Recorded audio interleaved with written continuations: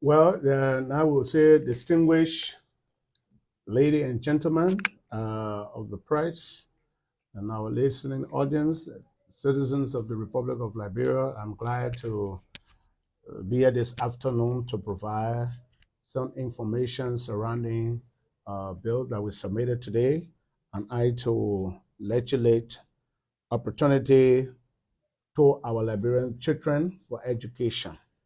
That is an eye to provide and expand educational opportunities to mandate free tuition education at all public secondary schools within the borders of the Republic of Liberia. What is the background of this act? I strongly believe that the government of Liberia is on a mandate Article 10 of the Constitution to teach and to provide civic education for our citizens. And right now, when you look at the educational system of our country, most of the parents, most of the children who should be in schools, their parents don't have the jobs, opportunity, they got financial struggle. Most of the times, you see the children being put out of classes on the basis of money. And I feel any government who has interest in her people, the first thing you will want to do is to provide them vocation that will be able to industrialize the country in terms of development. Because if you don't develop the minds and soul of our citizens, it will be difficult to maintain the infrastructure development. So I feel now it's incumbent upon this government as a lawmaker of this republic is to a lot of my colleagues, both in the legislature at the lower house and the House of Senate, so that we can see reason to enact this bill so that children who want to go to schools, attain higher education or a decent secondary education should be afforded the opportunity. Now we're going to also lament while we are discussing the bill. I would be pushing also to ensuring that at least, if not 15 or 16% of our national budget, because we are talking about growth in our of education, to provide reasons why students who had been graduated from the 12th grade secondary schools and even kindergartens, at the same time you are asking the very parents to register their children and reopening schools for the resumption of schools and academic processes. And at the same time, those kids who are coming from all the secondary schools, they will be seeking college education. How and when will the parents be capacitated to provide the opportunity there? No country that is looking for a proper development will ignore the education of a people. See, America. America has a free secondary public education, except if you choose to go to private, it means that you have the capacity. But it's government, and I know that the president, His Excellency Dr. George Manawia, and even the president pro tempore, the speaker, all members of the legislature, these are the bills we should be talking about in the interest of our people. So, as one of my the fish and all the small things in the market. What are we doing to impact them? The legislature being inclined to note with the suggestions coming from the president doing his county tour, talk about a macro loan empowerment that is the heartbeat. That is what my wife is also involved with, training, giving skills to women at the local levels and providing opportunities for them to train them to make soap, chloride, different disinfectants and all kinds of stuff so that they will be able to sell and earn their living.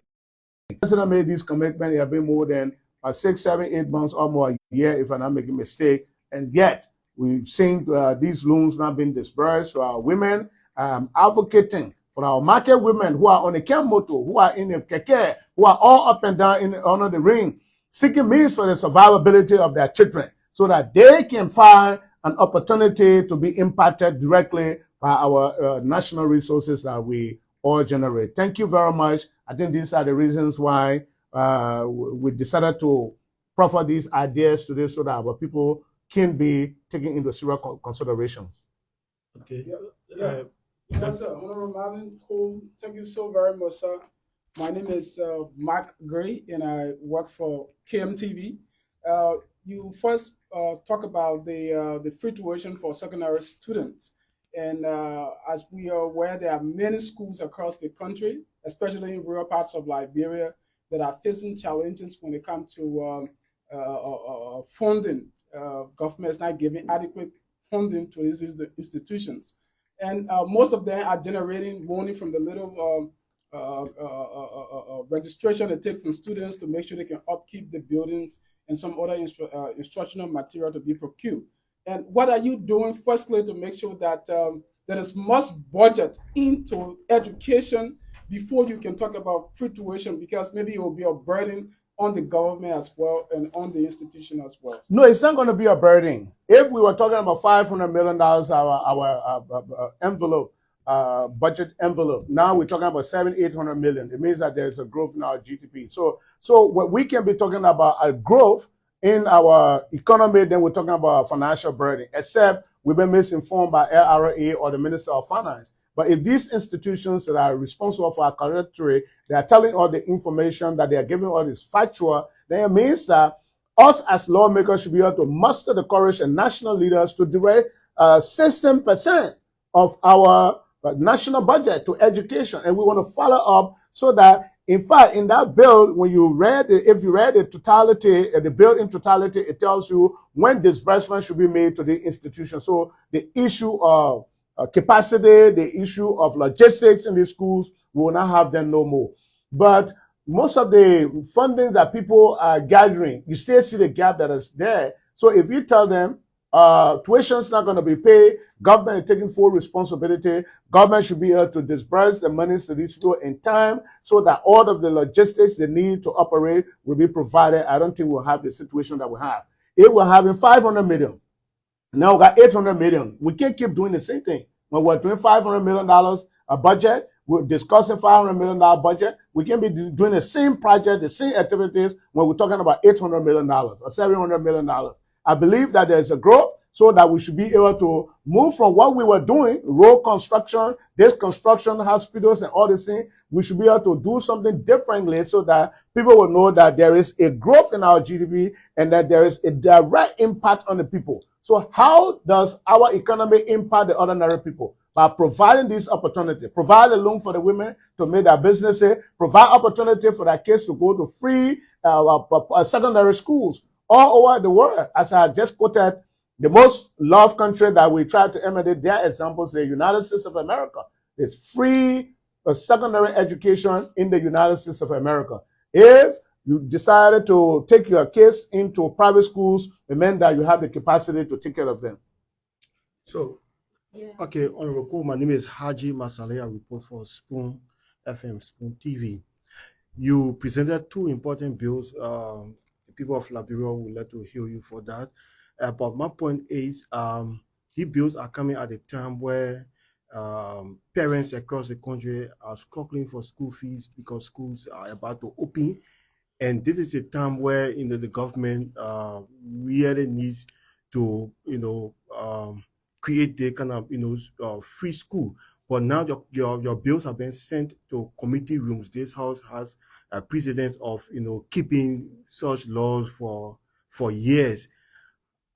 What's the lobbying power and what's your expectation? How do you see this? But it's just clear enough. All of the constituents that we represented as legislators, it is incumbent upon each of them to engage their lawmakers to inform them that what Honorable Cole is talking about. You heard Honorable Foucault today, just for an example. The last time I introduced a communication that we should postpone the reopening or the resumption of schools because you're graduating the kids at the same time, parents finding money to send their kids to colleges, and then you asking them to reopen. Let's assume that as a parent, I have 3 kids. One of them is graduating from high school that has to go to college, and another one now needs to be in school. And then maybe, how am I going to get the money?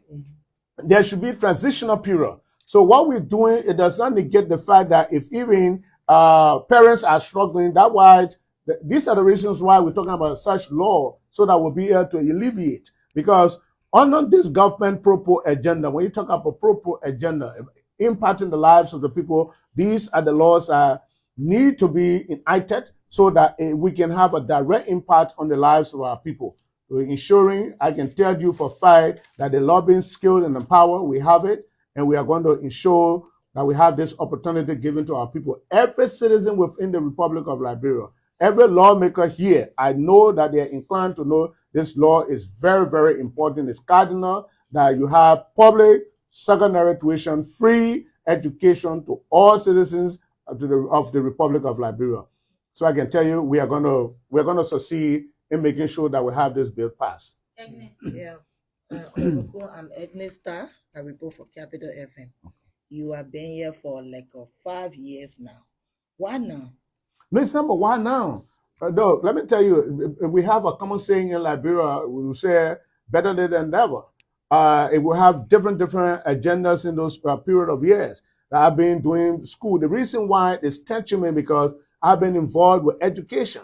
I've been leading the campaign in Bond County, providing scholarship to thousands of students. With the former Minister of State, we were all getting the support. It was a campaign that we put together. We were leading. Now, Minister McGill is gone. Now it's Representative Marvin Cole. Probably tomorrow I will be exiting this stage. At any point in time, maybe I will be re-elected by the grace of God, by the people of District Number 3, if I serve another 6 years, and then I have to leave. Now, what happens? Now, the gap will be created. I can tell you just a few months that we are not being able to pay tuition. The parents are feeling the pinch in District Number 3.